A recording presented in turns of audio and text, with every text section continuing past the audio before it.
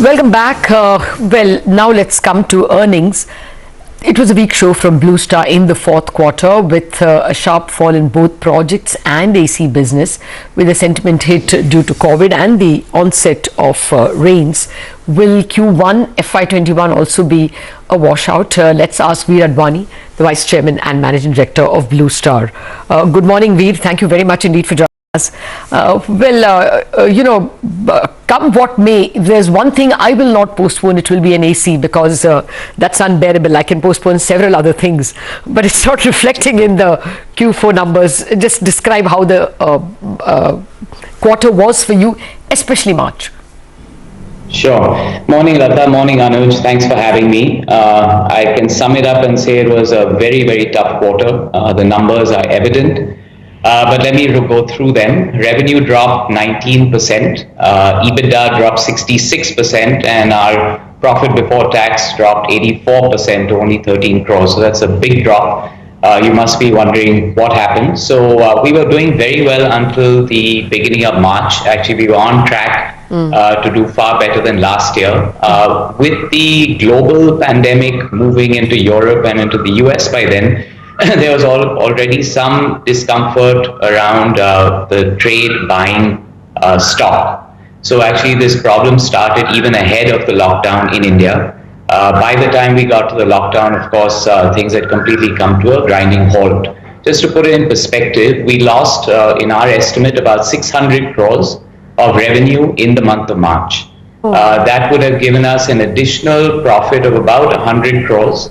But of course, we had fixed costs that we had already committed for the quarter, including advertising, warehousing, etc. We were able to cut some of those costs in the month of March, looking at things by the first week of March, but we were not able to salvage the entire amount. So my estimate is that we would have lost about 70 crores of profit in the month of March on account of COVID. In addition to that, so that's one big reason. So it is volume drop, committed costs, and therefore the bottom line dropping. That's one reason. The other reason is, in our projects business, we rely on job closures to bring in higher margins. With the lockdown, we were unable to close any projects in the month of March, and so that has been postponed. We also made a provision of about 10 to 15 crores in that business on account of receivables that we are now feeling may be doubtful in light of the real estate damage that we're seeing. So I think we were conservative on one end, and of course we lost significant revenue and volume on the other side. Sure. Veer, hi, good morning. And obviously that is something which you have lost. It's not coming back. But when things open up, is there going to be large pent-up demand? And would you be able to make up for the lost ground, or at least say half of the lost ground? Sure. So before I answer that question, I do want to highlight one positive for the quarter. I think you'll see our net debt is down to 155 crores, down from 243 crores the same time last year. So in a very tough environment, we are able to focus on operating cash flow and bring in, at least strengthen the balance sheet. So that's on last year. Of course, your questions are going forward. I know Q1 is on everyone's mind, including ours, of course. We are losing close to 7 weeks of this quarter. We are very hopeful after yesterday's speech that lockdown 4.0 will be significantly different from the earlier ones. So we are still optimistic that we have a clear 5 to 6 weeks of summer left in which we can sell. Lata, you rightly pointed out, you don't want to postpone an AC purchase. It is our belief that with work from home, stay at home, 65-year-old and above, and children staying at home, all families will prioritize certain products, and we're fairly hopeful that air conditioners will be right up on that list. So while there will be a very difficult quarter going ahead, I don't want to mislead you. Q1 will be tough. We do see some revival as early as what has started in the last 1 week. Okay, Mr. Advani, completely with you on that. I'm sure AC demand will remain, which is why it's very important for us to figure out whether you're ready to meet it.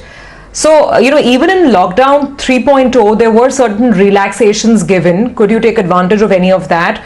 Are any of your plants open? If yes, to what capacity? Tell us about your supply chain, whether vendors are still on board. What's happening? Sure. So I'll go one by one. Room AC first. We will see a overall demand drop somewhere around 30 to 40% in the summer season. There's no doubt about that.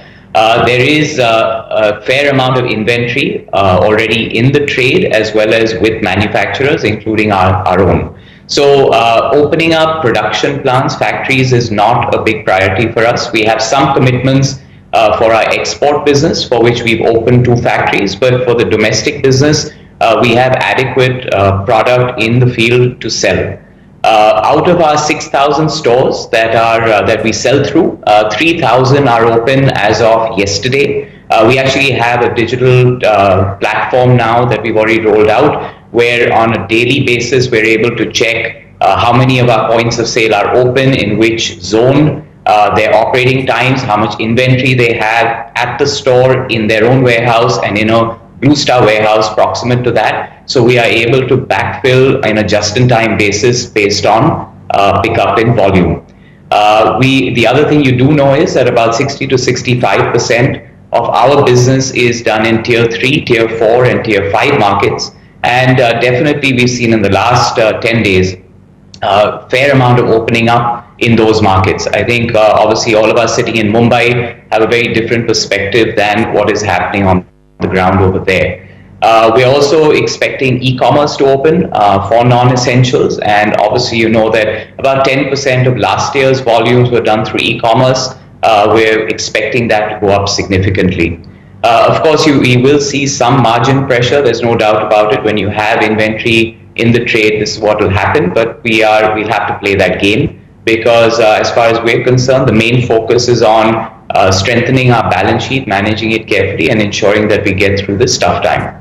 That's on the room AC business. If I move to the projects business, which will also be a concern, there I'll give you an update. Only about 10% of project sites have reopened in the last 10 days. We are in discussions to open another 20 to 25 sites, but these are still small in number. It's a combination of 2 things. One is, of course, most of our sites are in metros. The other is we are also being very careful and cautious about opening project sites. Focus in that business is on cash flow, not on revenue. We want to make sure that we do a credit risk assessment of each project before we restart. So that's the focus, cash flow in that business. So overall, Q1 is off to a start. At least we have revenue generation started. We are very optimistic that starting from the 17th till the end of June, we should see a fair amount of pickup. Just a final quick one. Is labor an issue at all? Everyone's talking about it. Yes, of course. So I didn't mention that. In our projects business, we have migrant labor. These are semi-skilled workmen. So certainly it is a challenge. We have lost a fair number of them. I'd estimate about 30 to 35% have already returned. We are doing our best to retain them, and we will bring them back site by site.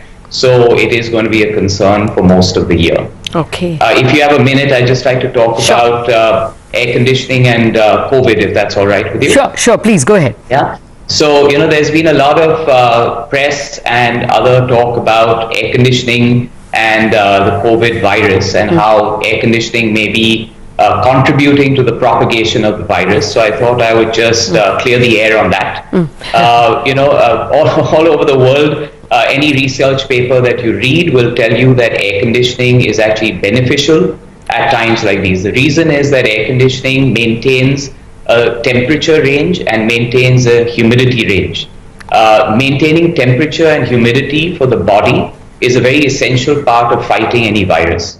As far as room air conditioners are concerned, I can assure all users that there is absolutely nothing to be concerned about. This is a single-use product. You know all the occupants in the room, and as long as you run it between 24 degrees and 30 degrees, there's absolutely nothing to worry about. In fact, there's a benefit because it maintains the humidity in your room between 40% and 70%, and any medical scientist will tell you that that's the right humidity to keep your room at. In central air conditioning, I think the myth is even more unclear, there I want to explain to you, our industry is called the HVAC industry, which is heating, ventilation, and air conditioning. The reason is that ventilation is an inbuilt design criteria in all central air conditioning systems, whether it's an airport, a retail mall, a commercial building, an IT park. All of these buildings have a mechanical ventilation system along with the air conditioning system. What this does is it forces fresh air into the conditioned space. So there's a myth that an air conditioned space, a centrally air conditioned space, is recirculating bad air, stale air. That is not true. With the forced ventilation, we get, just to explain, we change 100% of the entire volume of air in that conditioned space once every hour. Okay. It is called one air change. That's a standard design of every system. And so all we're recommending to our customers is that with a simple tweak of the system, no capex required, we can increase that fresh air to 2 changes an hour. So we bring in twice the amount of fresh air, we dilute any virus that may be there, and you're still in a conditioned and correct humidity environment. So I just like to clarify that, and we'd be happy to take any questions. Got that. We're no time actually, because we have to get back to the markets. Thank you very much for joining us, and you certainly have cleared the air, I must say. Thanks a lot for joining us. Okay, but markets have sulked a bit from the day's high, and